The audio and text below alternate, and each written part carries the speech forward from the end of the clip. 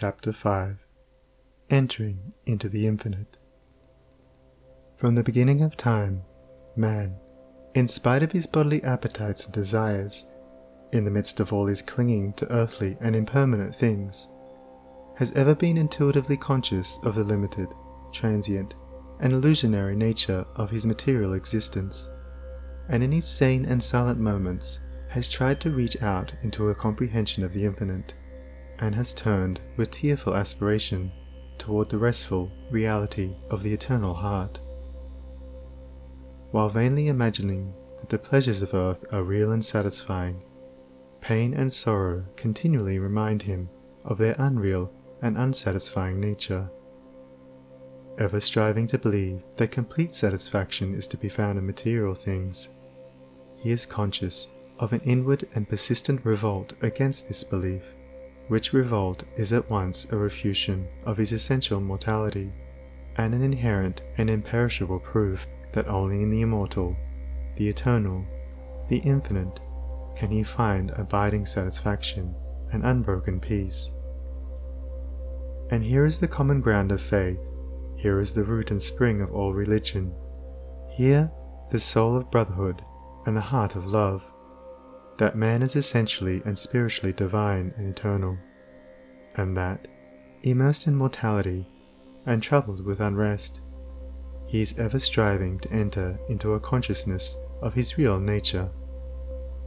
The spirit of man is inseparable from the infinite, and can be satisfied with nothing short of the infinite, and the burden of pain will continue to weigh upon a man's heart, and the shadows of sorrow to darken his pathway, until, ceasing from his wanderings in the dream world of matter, he comes back to his home in the reality of the eternal.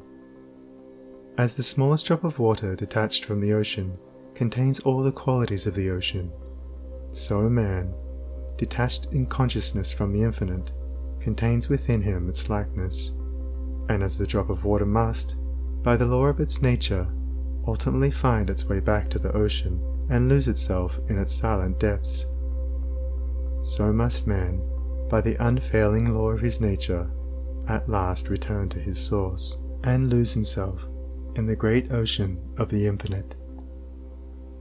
To become one with the infinite is the goal of man. To enter into perfect harmony with the eternal law is wisdom, love, and peace. But this divine state is, and must ever be, incomprehensible to the merely personal. Personality, separateness, selfishness are one and the same, and are the antithesis of wisdom and divinity.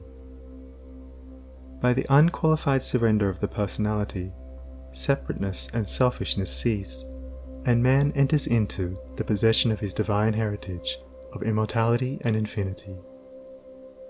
Such surrender of the personality is regarded by the worldly and selfish mind as the most grievous of all calamities, the most irreparable loss, yet it is the one supreme and incomparable blessing, the only real and lasting gain. The mind unenlightened upon the inner laws of being, and upon the nature and destiny of its own life, clings to transient appearances, things which have in them no enduring substantiality, and so clinging, perishes, for the time being, amid the shattered wreckage of his own illusions. Men cling to and gratify the flesh as though it were going to last forever, and though they try to forget the nearness and inevitability of its dissolution, the dread of death and the loss of all that they cling to clouds their happiest hours, and the chilling shadow of their own selfishness follows them like a remorseless spectre. And with the accumulation of temporal comforts and luxuries, the divinity within men is drugged, and they sink deeper and deeper into materiality, into the perishable life of the senses, and where there is sufficient intellect, theories concerning the immortality of the flesh come to be regarded as infallible truths. When a man's soul is clouded with selfishness in any or every form, he loses the power of spiritual discrimination, and confuses the temporal with the eternal, the perishable with the permanent, mortality with immortality, and error with truth. It is thus that the world has come to be filled with theories and speculations having no foundation in human experience. Every body of flesh contains within itself, from the hour of birth, the elements of its own destruction, and by the unalterable law of its own nature must it pass away. The perishable in the universe can never become permanent. The permanent can never pass away. The mortal can never become immortal. The immortal can never die. The temporal cannot become eternal, nor the eternal become temporal. Appearance can never become reality, nor reality fade into appearance. Error can never become truth, nor can truth become error. Man cannot immortalize the flesh, but, by overcoming the flesh, by relinquishing all its inclinations, he can enter into the region of immortality. God alone hath immortality, and only by realizing the God state of consciousness does man enter into immortality. All nature in its myriad forms of life is changeable, impermanent, unenduring. Only the informing principle of nature endures. Nature is many, and is marked by separation. The informing principle is one, and is marked by unity. By overcoming the senses and the selfishness within, which is the overcoming of nature, man emerges from the chrysalis of the personal and illusory, and wings himself into the glorious light of the impersonal, the region of universal truth, out of which all perishable forms come. Let men, therefore, practice self-denial. Let them conquer their animal inclinations. Let them refuse to be enslaved by luxury and pleasure. Let them practice virtue, and grow daily into higher and even higher virtue, until at last they grow into the divine, and enter into both the practice and comprehension of humility, meekness, forgiveness, compassion and love, which practice and comprehension constitute divinity. Good will gives insight, and only he who has so conquered his personality that he has but one attitude of mind, that of goodwill, toward all creatures, is possessed of divine insight, and is capable of distinguishing the true from the false. The supremely good man is, therefore, the wise man, the divine man, the enlightened seer, the knower of the eternal. Where you find unbroken gentleness, enduring patience, sublime lowliness, graciousness of speech, self-control, self-forgetfulness, and deep and abounding sympathy, look there for the highest wisdom. Seek the company of such a one, for he has realized the divine, he lives with the eternal, he has become one with the infinite. Believe not him that is impatient, given to anger, boastful, who clings to pleasure and refuses to renounce his selfish gratifications, and who practices not goodwill and far-reaching compassion, for such a one hath not wisdom. Vain is all his knowledge, and his works and words will perish, for they are grounded on that which passes away. Let a man abandon self, let him overcome the world, let him deny the personal. By this pathway only can he enter into the heart of the infinite. The world, the body, the personality are mirages upon the desert of time, transitory dreams in the dark night of spiritual slumber, and those who have crossed the desert, those who are spiritually awakened, have alone comprehended the universal reality, where all appearances are dispersed, and dreaming and delusion are destroyed. There is one great law which exacts unconditional obedience, one unifying principle which is the basis of all diversity, one eternal truth wherein all the problems of earth pass away like shadows.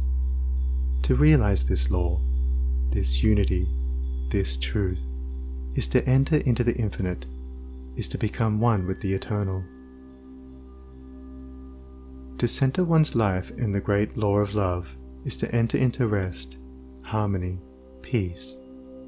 To to refrain from all participation in evil and discord, to cease from all resistance to evil, and from the omission of that which is good, and to fall back upon unswerving obedience to the holy calm within, is to enter into the inmost heart of things, is to attain to a living, conscious experience of that eternal and infinite principle which must ever remain a hidden mystery to the merely perspective intellect.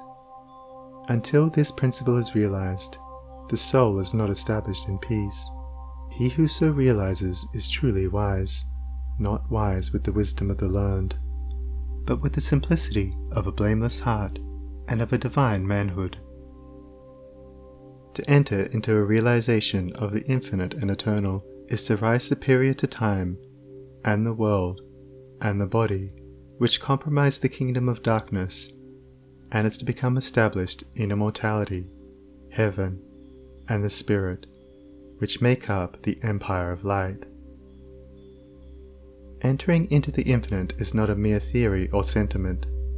It is a vital experience which is the result of assiduous practice in inward purification. When the body is no longer believed to be, even remotely, the real man, when all appetites and desires are thoroughly subdued and purified, then the emotions are rested and calm, and when the oscillation of the intellect ceases and perfect poise is secured, then, and not until then, does consciousness become one with the infinite. Not until then is childlike wisdom and profound peace secured. Men grow weary and grey of the dark problems of life, and finally pass away and leave them unsolved, because they cannot see their way out of the darkness of the personality, being too much engrossed in its limitations. Seeking to save his personal life, man forfeits the greater impersonal life in truth. Clinging to the perishable, he is shut out from a knowledge of the eternal. By the surrender of self, all difficulties are overcome, and there is no error in the universe but the fire of inward sacrifice will burn it up like a chaff. No problem, however great, but will disappear like a shadow under the searching light of self-abnegation. Problems exist only in our own self-created illusions, and they vanish away when self is yielded up. Self and error are synonymous. Error is involved in the darkness of unfathomable complexity, but eternal simplicity is the glory of truth. Love of self shuts men out from truth. By seeking their own personal happiness, they lose the deeper, purer, and more abiding bliss, says Carlyle. There is in man a higher than love of happiness. He can do without happiness, and instead thereof find blessedness.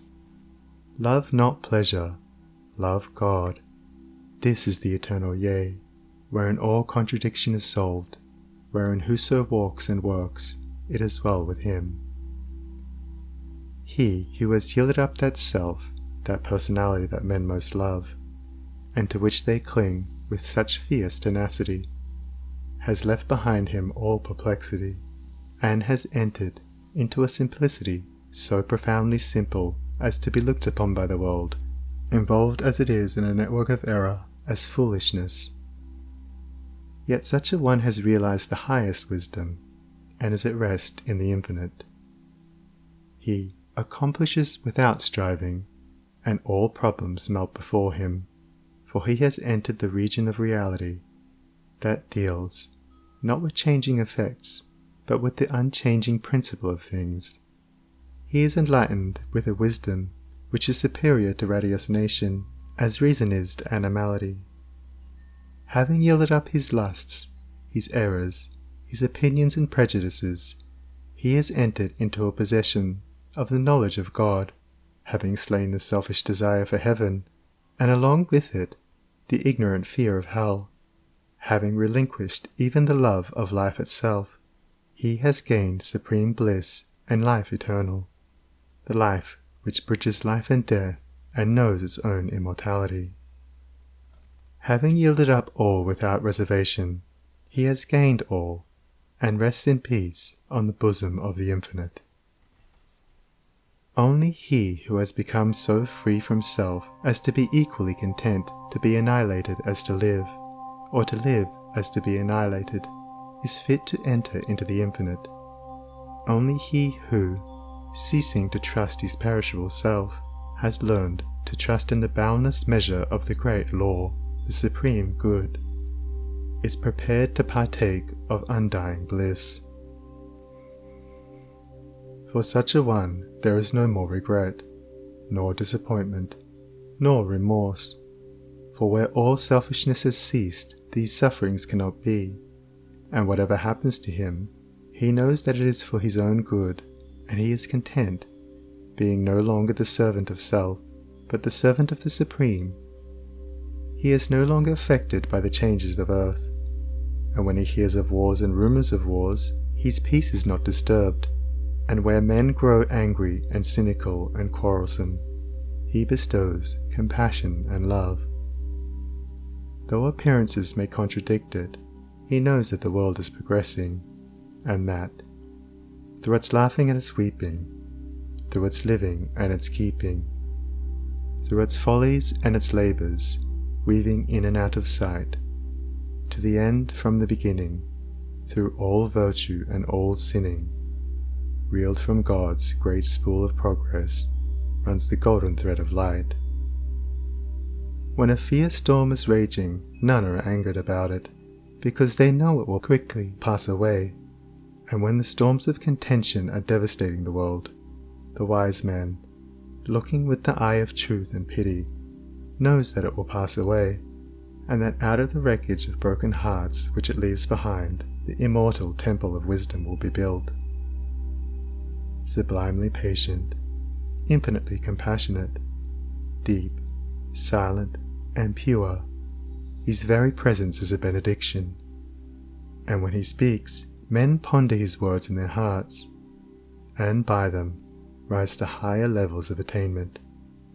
Such is he who has entered into the Infinite, who, by the power of utmost sacrifice, has solved the sacred mystery of life. Questioning life and destiny and truth, I sought the dark and labyrinthine Sphinx, who spake to me this strange and wondrous thing. Concealment only lies in blinded eyes, and God alone can see the form of God.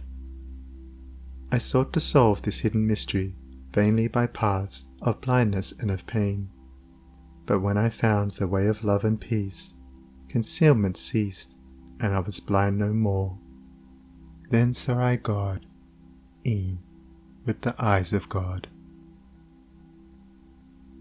End of chapter 5. Recording by Sonnie Abdalla.